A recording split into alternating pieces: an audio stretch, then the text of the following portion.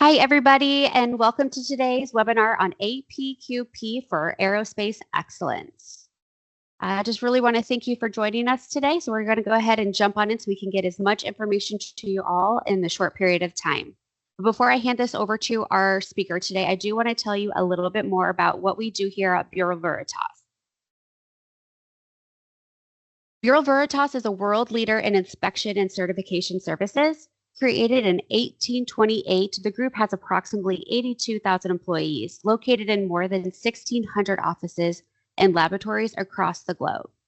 Bureau Veritas helps its clients improve their performance by offering services and innovative solutions in order to ensure that their assets, products, infrastructure, and processes meet standards and regulations in terms of quality, health and safety, environmental protection, and social responsibility. Bureau Veritas is a business to society service company that contributes to positively transforming the world we live in. We work closely with our clients to address the critical challenges they face and to link these to the emerging aspirations of society. We work with companies to build and protect their reputations, supporting them as they forge the foundations that trust is built to last. And two things I do want to hone in on here is our inspection and certification side. Our inspections involve on-site verification that products, services, assets, and facilities meet specification and operates as intended. They cover a wide range of services designed to control quality, verify quantities, and meet regulatory requirements. Our inspection services help companies have confidence in the reliability and integrity of their products, assets, and systems. And our certification side, as an independent third party and accredited certification body, we provide certification services to attest that management systems, services, and personnel comply with specific standards. Equipment and products can be certified to meet sector-specific or industry standards, international, local, or voluntary standards, or manufacturer or client's requirements. Certification enables companies to access new markets, strengthen their products, or simply obtain a license to operate. A few housekeeping things here today. We will, as organizers, we will be keeping all of the microphones and cameras off for the entire duration of the webinar. Any questions, please use the chat box. I know people sometimes are afraid to use the chat box, but I really do encourage it. I have set up that chat box as if you want to be an anonymous poster, definitely use that option, but more questions, the better. And then if you do not get in those questions answered during the Q&A part of our webinar, we'll definitely get back to you tomorrow via email. And then the webinar will be recorded and we will get those recordings out to you as well along with the slides. So I would like to introduce you to Roger Ritterbeck. He is Bureau Veritas's North America Aerospace Product Manager. He has been doing this for many, many, many years and is definitely well known in the industry. So Roger, I'm going to go ahead and hand it over to you and you can go ahead and start your presentation. Okay, thanks, Allison. Just share my screen here.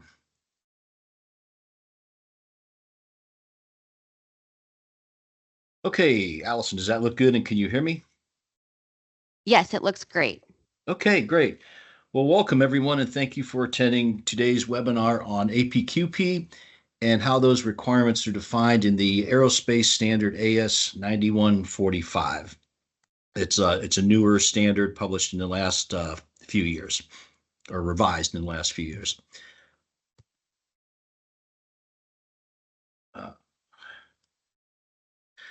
Okay, so what is APQP? APQP stands for Advanced Product Quality Planning. It's a framework of procedures and techniques used to develop products in industry, historically mainly used in the automotive industry. The purpose of APQP is to produce a product quality plan, which will support development of a product or service that will satisfy the customer requirements. It's a proactive approach that focuses on minimizing risk, optimizing quality, and meeting customer requirements by providing a framework for a cross-functional team to collaborate and manage quality effectively. A key term here is cross-functional. You'll see pop up many times through this presentation. APQP was a process developed in the late 1980s by a commission of experts who gathered around the big three of the U.S. automotive industry, Ford, GM, and Chrysler. APQP was incorporated into the previous QS 9000 standard and now the IATF 16949 automotive standards. It is utilized today by these three companies and many more, and suppliers are typically required to follow APQP procedures and techniques that are also typically required to be audited and registered during their IATF audits. This methodology is now being used in other manufacturing sectors as well, and that's why we are here today to talk about how it's being incorporated into the aerospace industry. So APQP was defined by the IAQG, that's the International Aerospace Quality Group that writes AS standards, originally in November of 2016 as AS 9145. And it has technically equivalent writings published in the European and Asia Pacific sector. Moving forward to 2025, many aviation, space, and defense organizations are now flowing AS 9145 down through the supply chain. Suppliers are now seeing the requirement for the first time in purchase order flowdowns and are scrambling to find out what is required. In many cases, they can't demonstrate compliance and end up with major nonconformities during their AS 9100 audits. The purpose of this presentation is to give the user a basic understanding of APQP and to be able to begin to incorporate it into their system. The APQP aspects of this standard define a methodology for ensuring that the product development and process development is deployed throughout the process. AS 9145 was created to define aviation, space, and defense process requirements for APQP and PPAP, which is Production Part Approval Process. This webinar will only focus on the APQP portion, as we will be doing a PPAP presentation later on this year. The APQP aspects of this standard define the requirements to deploy an APQP process. Aviation, space, and defense industry organizations must produce and continually improve safe, reliable products that equal or exceed customer and/or regulatory authority requirements. The globalization of the industry and the resulting diversity of regional and national requirements and expectations have complicated this objective. End product organizations face the challenge of assuring the quality of an integration of product purchased from suppliers throughout the world and at all levels within the supply chain. Industry suppliers face the challenge of delivering product to multiple customers having a varying quality expectations and requirements. So just think of a large commercial airliner like a Boeing 737 that has approximately 3 million different part numbers. So planning and getting that all put together is a monumental task, and APQP is intended to ensure that happens. So the application of AS 9145 it applies to all new product development efforts, but can also be applied to products currently in production where changes are planned. It can be applied to the final product or selected levels of parts within an assembly as defined by the organization or customer. When this standard is flowed down as a general contractual requirement, the scope of applicability is established between the organization and customer. The standard is not generally applied to standard parts or commercial off-the-shelf items known as COTS. Producers and their suppliers are responsible for flow down the requirements of the standard as appropriate to suppliers who design and/or produce product. When the standard is invoked, APQP and PPAP shall continue to apply when previously approved products and processes undergo change, such as introduction of a new production process, change to existing production processes, change to a production source, or in addition to the existing production sources. AS 9145 follows typical standards conventions. Shall indicates a requirement, and it's a mandatory requirement in the standard. And in 9145, there are 48 shalls, so it's a pretty extensive set of requirements. Should indicates a recommended action, it's not mandatory. And then there are suggestions throughout the standard, such as typical, example, for reference, and of course, you're familiar with notes. So there are various notes throughout the standard to give the user some examples of what would apply in that section.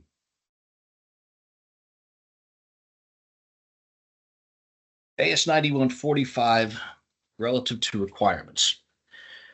9145 standardizes the requirements for the product development process known as PDP. Through the use of APQP and PPAP methodologies, the establishment of common requirements for use at all levels of the supply chain should result in the elimination or reduction of organization-unique requirements and the resulting variation inherent in multiple expectations, such as you've got multiple OEMs and tier one customers flowing down a whole array of requirements specific to their organization. The intent here is for them to flow down AS 9145 across the board. AS 9145 specifies requirements in a structured framework to plan and complete actions of the product realization cycle, which are necessary to ensure quality products are delivered on time while satisfying cost performance targets. APQP drives a quality-focused approach to product development through the use of a phased planning process within which specific deliverables are established, monitored, and tracked to closure while highlighting and mitigating risk as they are identified. PPAP, the production approval process, is an output of APQP, confirming that the production process has demonstrated the potential to produce products that consistently fulfill all requirements while operating at the customer demand rate.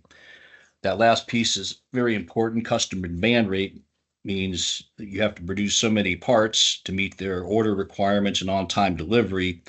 So your production processes have to have the capability and capacity to fulfill that. APQP implementation requires that management commitment. Without management commitment, an APQP process will be unsuccessful. This requires a multidisciplinary or cross-functional approach to succeed with APQP. Management commitment and support from the beginning of the product development cycle are extremely important to ensure that the process is effective and delivers its intended outcomes.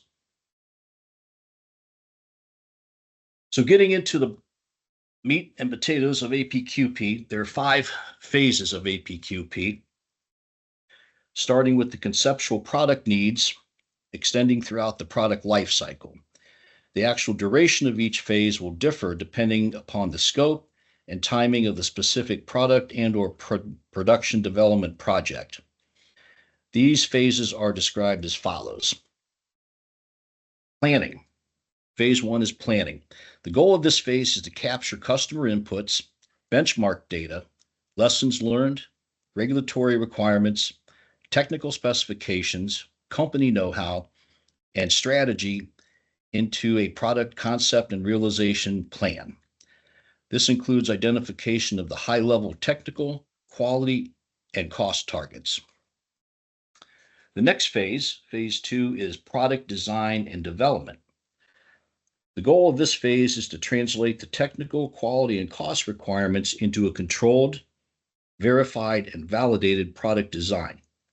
Design validation is achieved using prototype, development, or production parts in test environments that can represent the customer's installation and subject the product to extreme conditions required by contract or regulation. If you are not design responsible, you would simply move to phase 3, which is process design and development. The goal of this phase is design and develop the production processes needed to produce product to consistently fulfill technical, quality, and cost requirements while again operating at the customer demand rate. Then moving to phase 4, the goal of this phase is to validate that product fulfills the design requirements and the production processes have demonstrated the capability to consistently produce conforming product at the customer demand rate. Product validation is achieved using product produced from the defined production processes. So it's not a validation of a one-off, it's a validation of the run at rate production. And this is where the output of PPAP would come out of phase 4. Then moving on to phase 5 is the ongoing production, use, and post-delivery service. The goal of this phase is to ensure customer requirements are continually fulfilled through the use of process controls, lessons learned, and continuous improvement. For process controls, typically an initial CPK analysis, initial process capability study is performed, and then ongoing CPK analysis to confirm that the production process is still in control. Along with that, measurement system analysis, MSA, is a shall in the standard at a minimum for any key characteristics identified in the control plan. So if your control plan identifies key characteristics, AS 9145 requires you to have an MSA process in place to ensure that the measurement system is repeatable and reproducible to measure the product.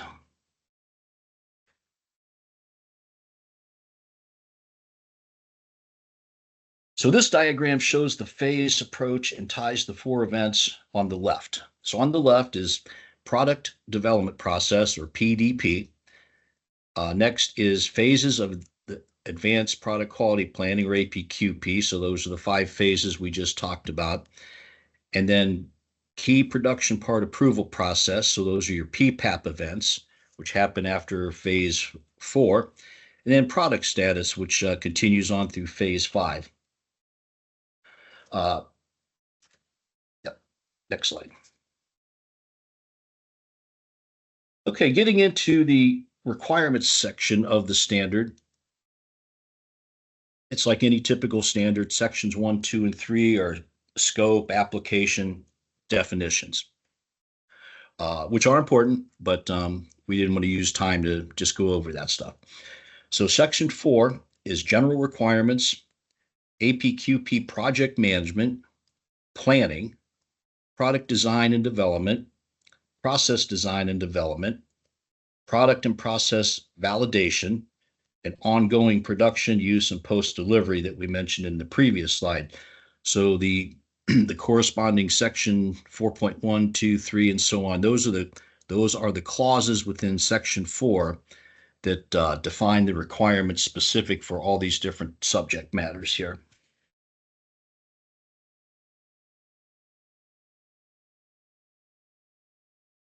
Okay, in the general requirements, 4.1 is the general requirements section, and it includes 5 shall requirements and covers aspects such as APQP requirements to be incorporated into the organization's processes.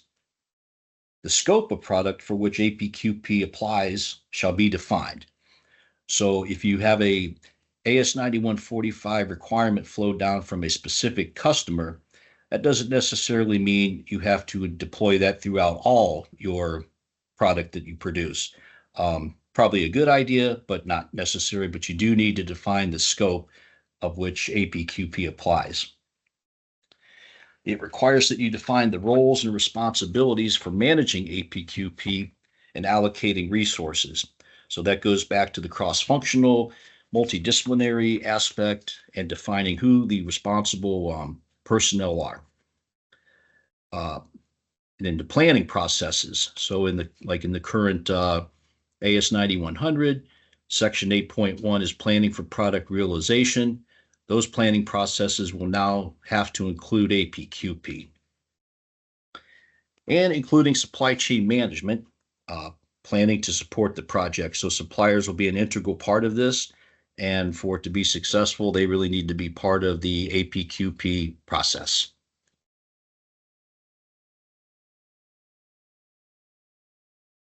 Section 4.2 talks about project management, which is mentioned briefly in AS 9100. It's well defined here in 9145. So it defines how APQP is applied within the product development process, or PDP. Identification of a project owner who is responsible for accomplishing project objectives and ensuring appropriate resources are available. So you'll have a project owner or project leader that puts the team together and ensures that it is resourced. Implementation of that multidisciplinary approach across the business. Typically, a team would include such functions as quality, engineering, operations, supply chain, and possibly others. Development and management of a project plan. That's a shall in the requirement, or in the standard. It's required to have a project plan as an output of the planning and project management phase. And then the monitoring and reporting on the status of deliverables and escalation of risk to the project. And it requires periodic project reviews. You have to have a process for periodically reviewing the status of the project as it moves on.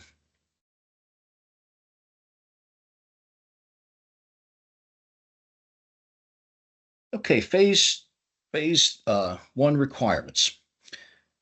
Completion of phase one is indicated by the finalization of the product concept completion of deliverables defined in the project plan. This section includes 9 shall requirements and covers aspects such as the identification, documentation, and review of the product and post-delivery requirements.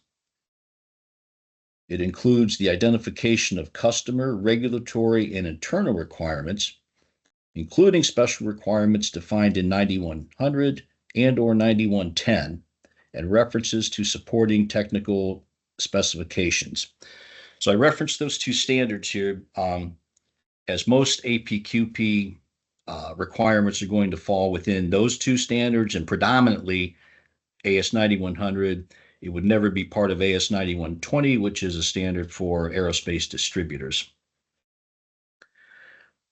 Phase one also includes lessons learned from previous projects, producer feedback, and benchmark data. It includes targets for product safety, which is part of AS 9100, performance manufacturability, reliability, and service life. A product breakdown structure or high-level BOM, bill of material, shall be defined, and a preliminary sourcing plan shall be created. Make-buy decisions are initiated in this phase. So if you're building an assembly, during this planning phase, you'll determine whether you're going to produce the parts or buy some of the parts. So that's the make-buy decision, and that's why the supply chain function needs to be part of the multidisciplinary team. And then the phase one requires a risk assessment at this stage to identify any risk and address any high risk items with mitigation plans. An establishment of the project plan at this phase is to define the scope, activity, and deliverables for APQP. The product plan shall also include customer-driven rates. So at this phase of APQP, you're going to know how many parts you have to manufacture in your production process within a given time frame, and ensure that, and the purpose of this is to ensure that you can do that successfully. Okay, moving to phase two. Phase two is the product design and development requirements. So this would only be required if obviously you have design authority for the product. If you do, then during phase two, the design will be verified and released in phase two. Completion of this phase is indicated by the release of design records and the bill of material, and completion of the design verification and validation plan. There are 10 shall requirements in this section. So the release of design records, that means all your specifications, drawings, build schematics, etc. Product design requirements shall be expressed in terms that can be verified and validated, because you have to perform V&V. Product design deliverables shall be defined. Design verification and validation plans shall be established in alignment with the project plan and approved by the customer as required.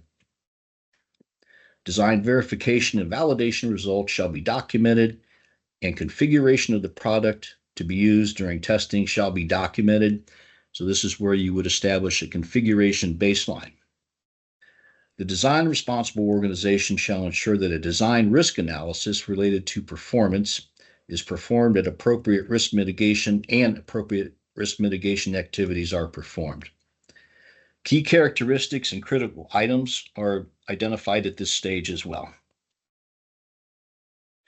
The critical items and key characteristics shall be communicated to the producer for consideration in a process failure mode and effects analysis known as a FEMA, process FEMA.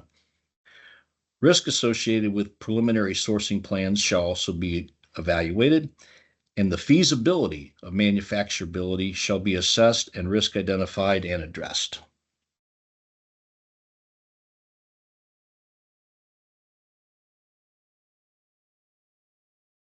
Okay, moving to phase 3. Phase 3 is the process design and development. So we just talked about product design. Now we're talking about the process design. So if you are not design responsible, you can skip over phase 2 and move right into phase 3. So this is a significant section. In this phase, the production process is defined, established, and verified. Completion of this phase is indicated by the successful completion of the Product Readiness Review, or PRR, and applicable deliverables. In this section, there are 9 shall requirements. However, within each subclause with a shall, there are multiple requirements in the section. So for instance, if it's 4.5.1, there may be A, B, C, D, E, F, G, and all those are shalls. So there are 9 main shalls and a lot of sub shall requirements. This section, you identify and review the production process design input requirements, including product design records, targets for productivity, process capability, that's the CPK analysis, quality and cost, customer and regulatory requirements, and lessons learned. Process design deliverables shall be developed and include a process flow diagram, process failure modes effect analysis, process key characteristics, control plan, production preparation plan, preliminary capacity assessment, workstation documentation, a measurement system analysis plan, and labeling, packaging, labeling, and marking requirements. So there's a lot of outputs that are all similar. If you were in the automotive industry, you would recognize these. If you're not from the automotive industry, some of this will be a first time you've ever seen them, and there's a learning curve there. In this section, I mentioned you must generate a process flow diagram that includes all operations in sequential order from receipt of materials through storage and shipment of the product. And then subsequently, if there are any changes to that sequence, you would have to confirm that they're successful via a new PPAP.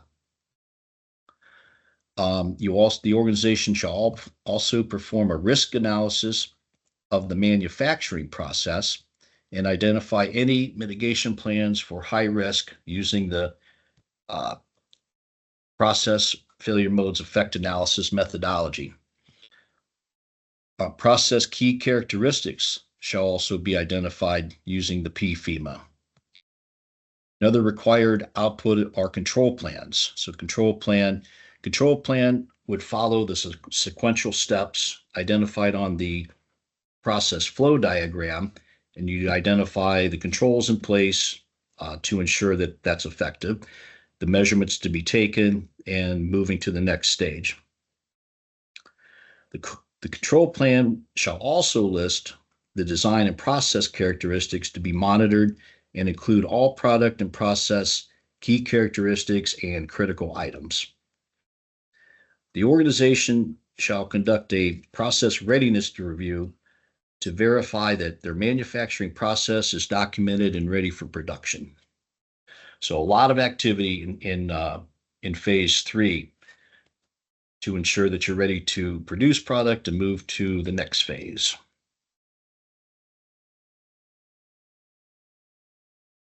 Phase 4 is product and process validation, which takes us into the PPAP, but this doesn't cover the PPAP requirements. That again will be covered in a later webinar.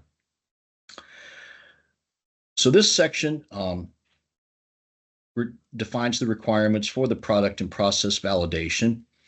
It's indicating that initial product produced using the planned production process conforms to specified requirements. Validation includes the successful completion and approval of the PPAP, including a first article inspection. So PPAP doesn't negate the requirements of first article inspection as defined in AS 9102. So if a customer flows down AS 9102 in a contract to you and flows down AS 9145, you're going to be conducting a first article inspection and a PPAP. This section is significant. It includes 11 shalls. So far, the most main shalls, phase 3 had 9 main shalls and a lot of subclauses. This one has 11. So it requires that product and process validation be performed on product performed from the process intended for ongoing productions. So again, not a one-off, but the ongoing run at rate production. Production process run shall be accomplished at the intended production site under production conditions to demonstrate the ability to satisfy customer demand rates. Sufficient product shall be produced during the production process runs to determine process capability and capacity. So that's done via statistical analysis. Product and data from the production run shall be used to the following: the measurement system analysis, control plan, first article inspection, process capability studies, capacity verification, product validation testing, and the PPAP. Measurement system analysis at a minimum shall be performed on the measure method for product and process key characteristics identified in the control plan. So if your control plan identifies a key characteristic, you shall have a measurement system analysis to ensure measurement repeatability and reproducibility, commonly known as a gauge R&R. An FAI, first article inspection, shall be completed and be included in the PPAP. So it's really part of the whole production process. The validation package is a PPAP and first article inspection combined. Initial process capability studies using industry recognized statistical methods, such as a CPK, shall be completed for product and process key characteristics. The organization shall also conduct a capacity verification to demonstrate the ability to satisfy run rates. So again, you can see there's a few consistent themes throughout the standard here, and one of them is satisfy run rates, and that's intended to meet customer on-time delivery. And then, of course, the PPAP is the final output of this phase.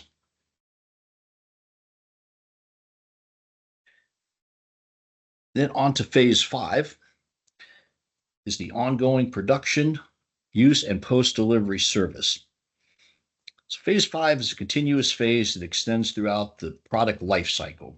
So there's no end to this until the product life cycle comes to an end. This section has 3 shall requirements that include the following. The organization shall evaluate and determine if the APQP project objectives established in phase 1 have been fulfilled. That was the planning section. And if not, appropriate action shall be taken for those. Requires a process for capturing lessons learned. So that's a shall. You have to capture lessons learned. And then the final shall is improvement opportunities shall be identified to increase customer satisfaction. So again, key thing here is this phase 5 is ongoing as long as the product life cycle was ongoing.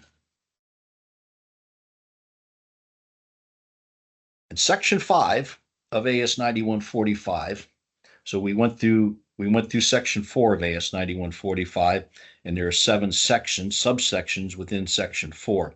Those are all the APQP requirements. Those are all the requirements necessary to get you to PPAP, which in AS 9145, I'm sorry, need to move that.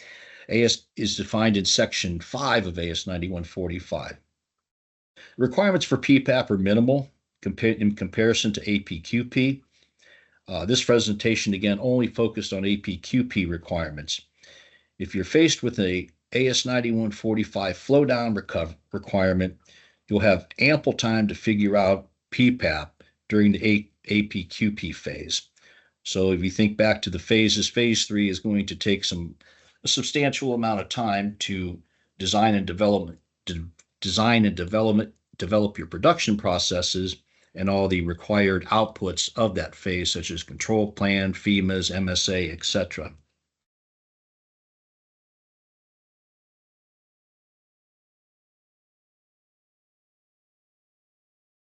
So in summary, aviation, space, and defense OEMs and Tier 1 suppliers are ramping up the use and flow down of AS 9145 throughout the supply chain.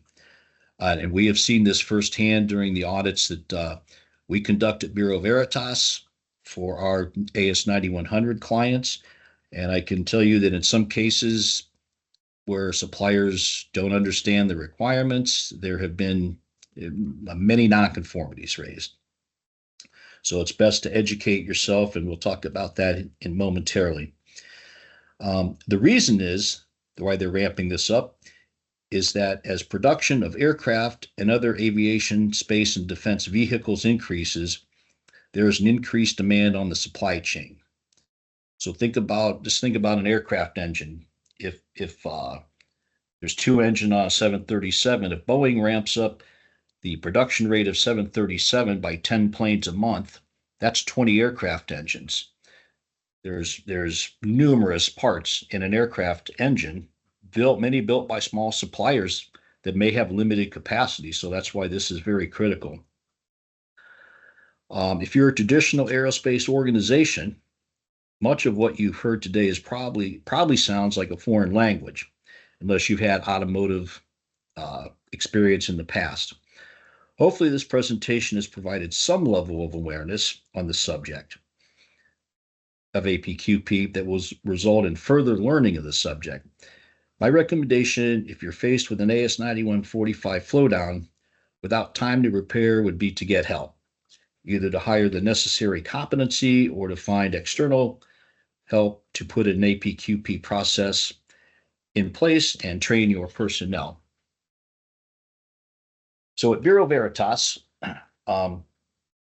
we will soon be launching a training module.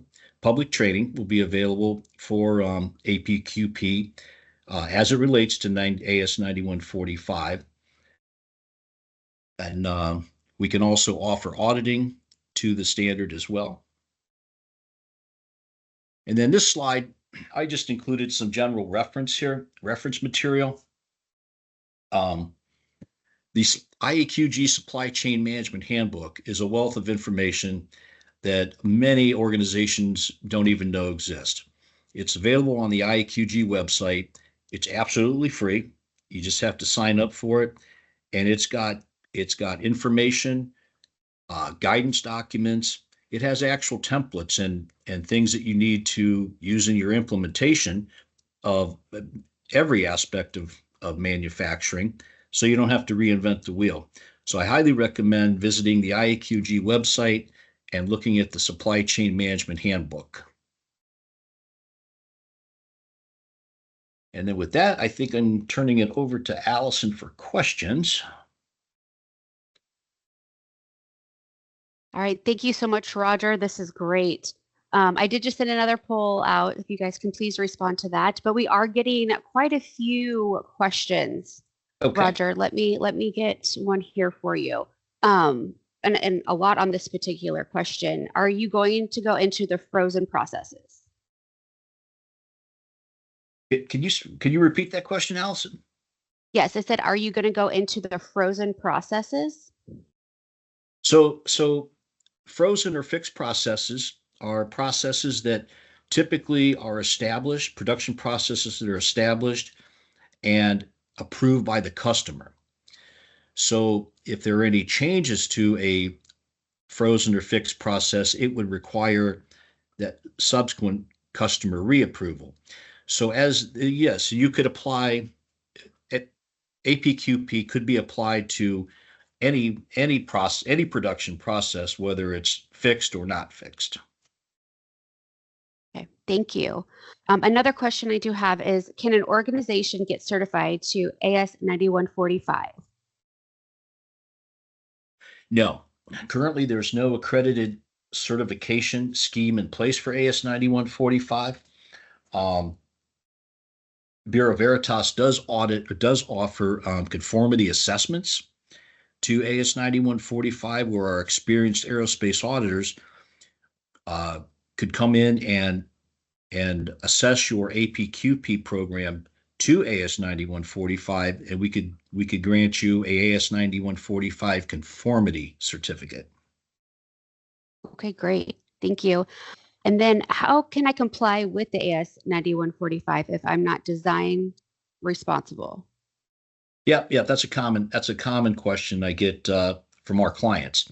So you simply would move over phase 3 and move right into you move over phase 2 for product design and move into phase 3 for process design.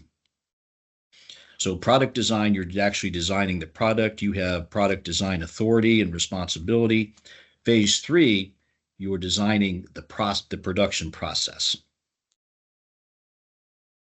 Thank you. And one last question is, how will I know if AS 9145 applies to me? Good question. And that's where some of our clients that we've audited get into some nonconformity situations. So you would know it applies to you if you're doing a thorough contract review when you get a new customer PO. It may not be standing out in black and white in glaring bold letters. It could be embedded in a quality code. And that's why contract review is important to review all those codes and see what they say and what they mean. Typically, AS 9145 is simply going to be a quality code on a PO.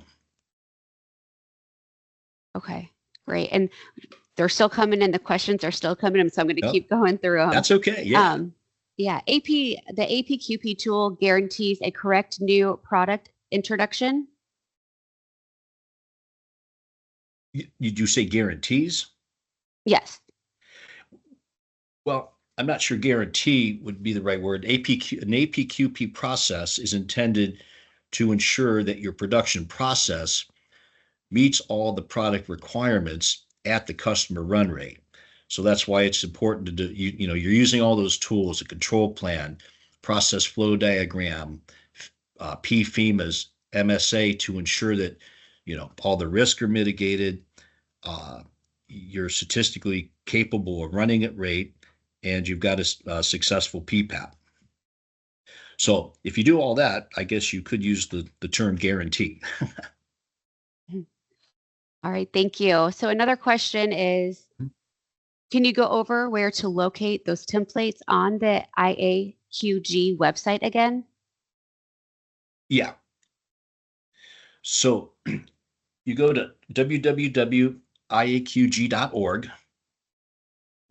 And then at the top of the there'll be and it's an acronym, so it doesn't say Supply Chain Management Handbook. There'll be a you can click on, it'll say SCMH. So that's, you click on SCMH, that'll take you to the handbook. Okay. Maybe we can also supply that in our follow-up email for people too. Would that be something we can do? Oh, yeah, easily, yeah. Okay, perfect. We'll make sure we get that. And I'm still going to keep going with questions. Sure. All right. So the next one is, it says, in case of implementation of an improvement on an ongoing process, PPAP resubmission is required in this case. Are there exceptions?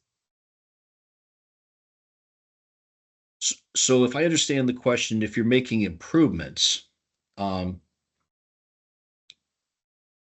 guess the answer would be, it depends. So if the improvement doesn't deviate from the defined process flow diagram, the control plan, then I'd say no. If it does deviate in any way from the process flow diagram and the resulting control plan, then yes. Okay, great. And I think this will be our last one is, well, initially re-implementing AS 9145 into an organization, what opportunities from an on-site training and other support activities are available?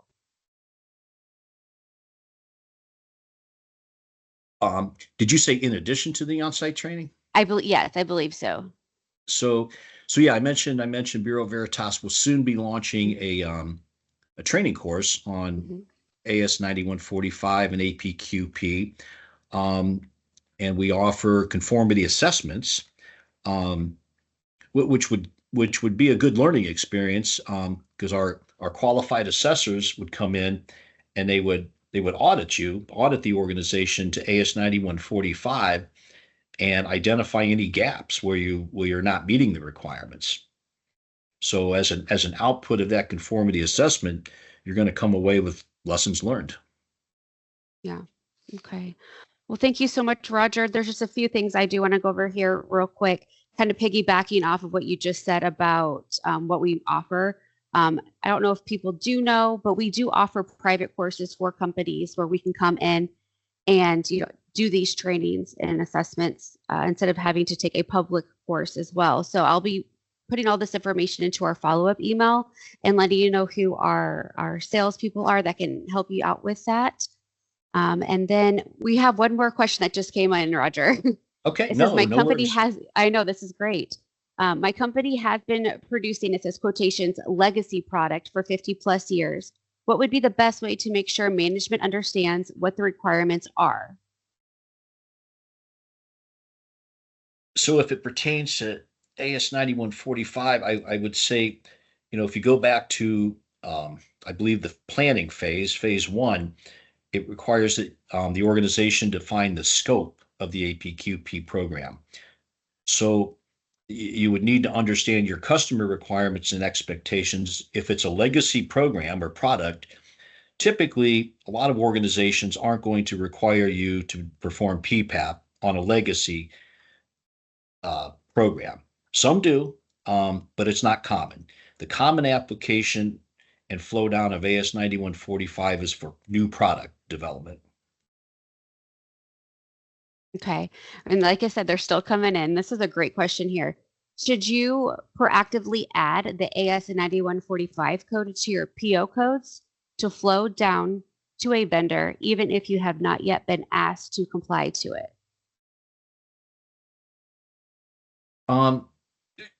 The answer is yes. Yeah, you could flow those down into your sub-tier suppliers. The problem that could present itself is the farther down the supply chain 9145 requirements go, the less anyone's going to understand them. Now, that being said, if you have a flow down requirement from your customer, it's quite likely that that customer's flow downs also include that you flow down their requirements if you utilize any sub-tier suppliers. So kind of like a pass through. If I have to do it, you have to do it. Great, thank you.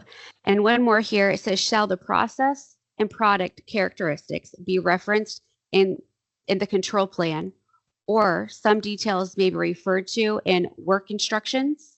And then finally, which detail may not be referenced in the control plan? So you go back to phase 3.